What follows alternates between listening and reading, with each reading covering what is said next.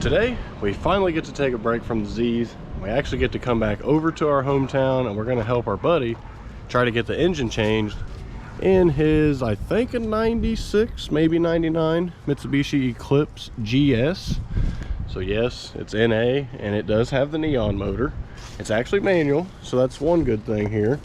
And well, if you guys missed from our last video that we worked on this, we pulled the head off and we discovered that the pistons have hit the valves. They're bent, and they also mushroomed the piston, and now the piston is scraping the cylinder wall, and that's not good in any way, shape, or form. So we actually came down with the truck. We picked up the hoist, a couple jacks, got all my tools, and we're going to try to pull this thing out. And we actually have a new donor right back here, trans and all. It's already made it together. So the whole goal here is to just get all this extra stuff out to where we can actually pull all of this out and maybe switch that over this video. If not, we're at least going to get this engine out this video. We did get a late start today, but we're going to bust this thing and we're going to get it done because it's been too long that this thing's just been sitting here. It's been super cold, and if you couldn't tell, it's like a beautiful 75-degree day with a side of 60-mile-an-hour wind. So I apologize for any wind noise you guys may hear or all the leaves tumbling around. But I think, actually, I really don't know where to start. Not 100%, but I'm actually going to start with the radiator to give us a little bit more access up here, and then we'll kind of start peeling the wiring harness back. We do have to disconnect it from the alternator and get these little clips out of the support, so then we can peel it back. Noah's actually picking his daughter up from school right now. That's why he's not here. So we're going to go ahead and we're going to start on this thing. So one of the big things we were worried about is actually getting this socket off. Not socket, but a socket appropriate size to get the axles out.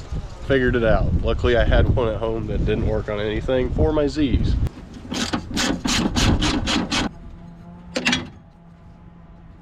Looks like we also only have one measly hose clamp. I think we should be good to take it out. Forgot another connector. Forgot this is a dual fan setup, so we got two connectors.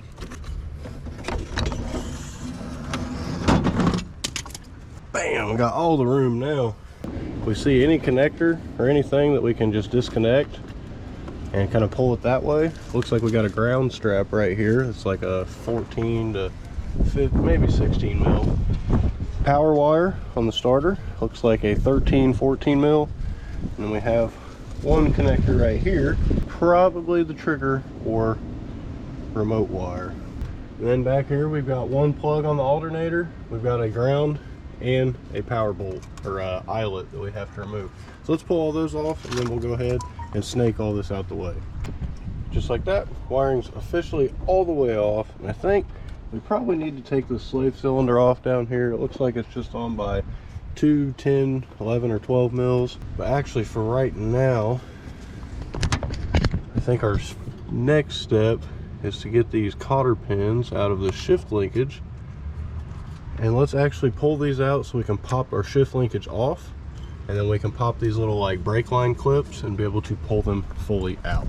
While we're in here, obviously we're going to pull these four, I guess there's only 3 12 mils, and pull this battery tray out of the way to give us a little bit more access. The dumbest way to run a hard line for your clutch slave cylinder. Yeah, let's just put it by the battery tray. Oh, there's a motor mount.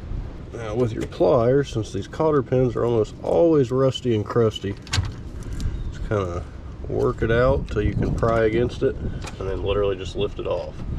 Wow, the whole bracket isn't even bolted down. What the heck? Let's just pull this clip out, and it should, keyword should, come out. And if you're not replacing your cotter pins, just put them back into place so you don't lose it.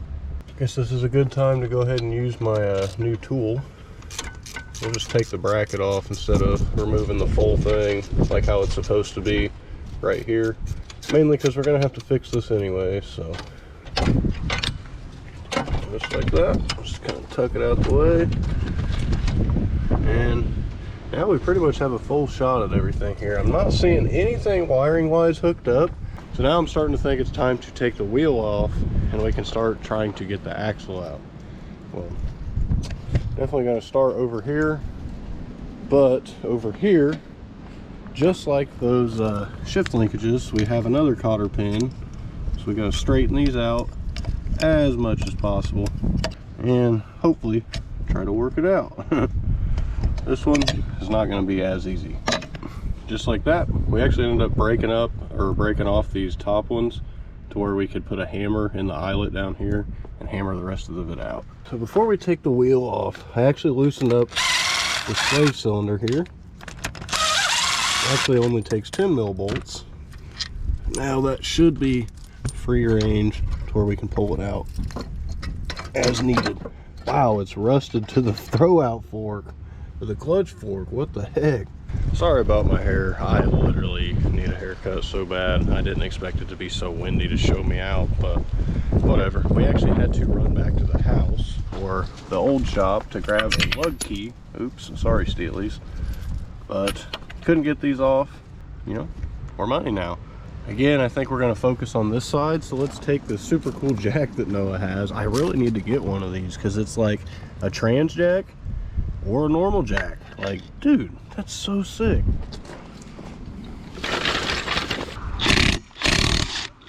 Man, things are crusty. Man, them things are really on there.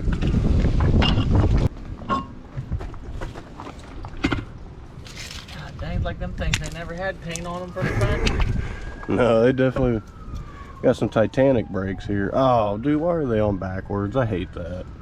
So we went ahead, we got the wheel back on with the exchange of removing our axle or CV axle. I don't know what they're calling on front wheel drives, but maybe it's just an axle. So now we're gonna move over here to the passenger side. Once we get this one pulled all the way out, we should have free range to start pulling this motor. I mean, obviously the single most last thing we got to get is these two exhaust manifold bolts. If we have to, we could probably bend it out the way. I mean, drop a couple hangers down here. I don't know. I haven't thought that far. I forgot all my deep well sockets, so I can't actually like get the 12 mils here on that like how I'd like. We may have to just cut them off with a cutting wheel and replace them. I mean, that's probably my preferred bet or preferred recommendation, because look at how crusty them things are. Just doesn't look good.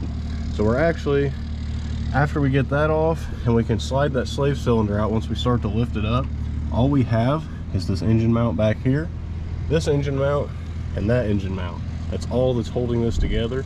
So once we do pick it up, we're obviously probably gonna have to tilt it and then pull it out this way. But now let's go ahead and show you guys how we disconnected and removed all this to be able to actually get room to swing that axle out of the way. So here we actually got a 32mm socket for our axle nut. Came off way easier than I expected. Look at that. It literally just pushes in. You really can't ask for much more than that. So now we probably could push this all the way in to have enough travel to pop this out. But we're actually going to remove the coilover. We're going to disconnect this lower control arm. We're going to also disconnect the sway bar end link from the coilover. And when we disconnect the lower control arm here, it'll actually pop out and swing out of the way so you have enough room to actually pull this axle out. So let's start with the coilover. 15mm socket for these top hat bolts. So I actually used a swivel here and get access. 14mm to get that sway bar end link, and then you can put, I think it's a 15mm wrench on the back side to hold the back side and keep it from spinning. Of course, we have a different style end link than we do on the driver's side. This one has an Allen key on the front. Like, it's so rusted you can't even fit the right size in, and you can't put a wrench on the back because it's completely rounded. It wasn't even made to be removed that way. So what we're going to do is try to remove the bolt from the lower control arm back here enough where we can swing it outwards. And we'll also disconnect the shock from right here so we can allow it to travel the most that it can, and hopefully we can push this out. That's a hell of a fucking invention there. I know, it's somebody is a filthy fucking millionaire because of that stupid ass swivel piece. I doubt it's even patented either, because it's a Duralast.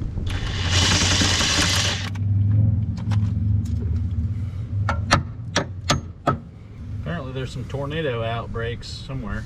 So now that the bolt's out, I'll just pop that lower control arm out. Oh, crusty. Now we got to separate. Oh, maybe we don't have to. Maybe we did a whole bunch of work on the other side for nothing. Well, yeah, we do, because... Okay, never mind. You do have to disconnect this. At least there's a bolt right here that you should be able to pull this coil over out of this, like, wishbone. But we're rusty and crusty, and I'm not sure that that's going to happen. Now for the 17 mil on the lower control arm, tension rod, whatever the heck it is. And then tap it out. So since this axle is actually like 5 foot long, I'm thinking we don't have to actually remove this coil over. We're actually going to be able to drop the axle through the bottom of this so we can kind of pull it out of the way like that, and then we can drop the axle out. You want me to pull it out of here? Yeah, if you can.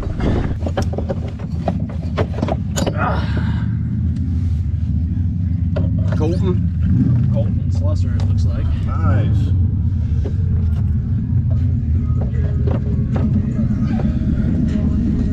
Oh! Just lost my kitties. There we go. Whew. I think we just had the Hell's Angels pull up or something. So now I'm going to use this magical pry bar from Harbor Freight that cost me $8, and we're going to pop this axle out.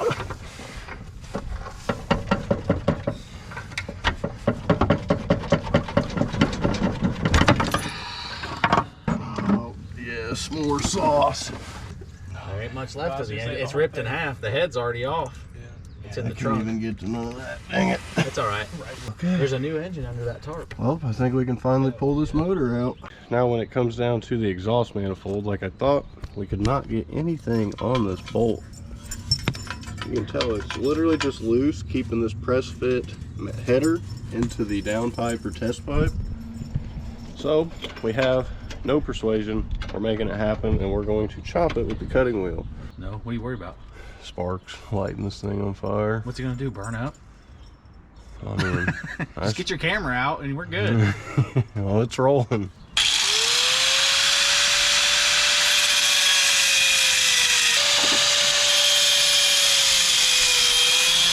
So weird.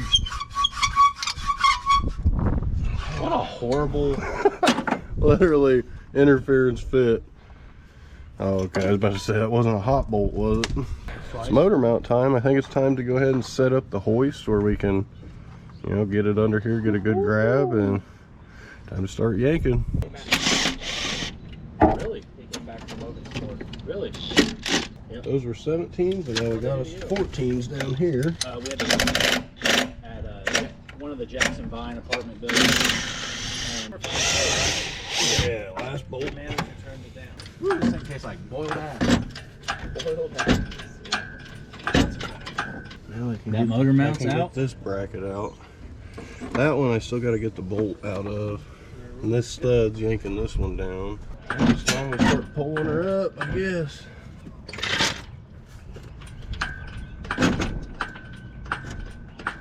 Well, we've almost made it.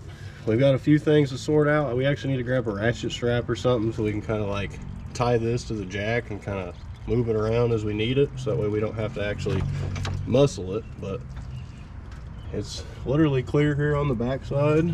Out the shift linkage is out the way. There's literally nothing touching this motor. So it's just a matter of getting the right angle of the dangle to pull it out. So we've now got our ratchet strap hooked up here to the alternator bracket. And we hooked it up over here to the engine stand so we can actually keep it tight, and we actually kind of got it in like rear wheel drive orientation. So now we're going to lift it up as high as we can and potentially lower the car. Someone just spilt my beer.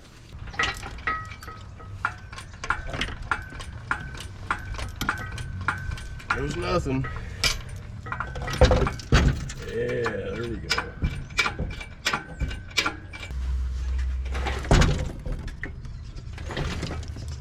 Now we got the wheels straightened up on our jack. We're going to try to tug the bottom of the jack or the hoist and kind of slide this thing up a little bit. Gradually lift it out.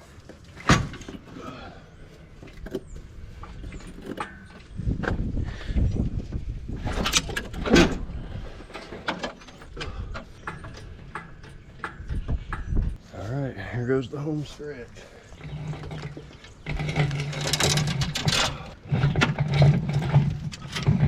I think we're out. How do I do with it? It's called Joe Marshall.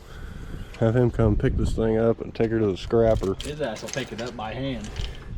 I mean, we're keeping the trans. That's a no-brainer right there. We gotta keep this bad boy. No auto tragic over here. K-swap?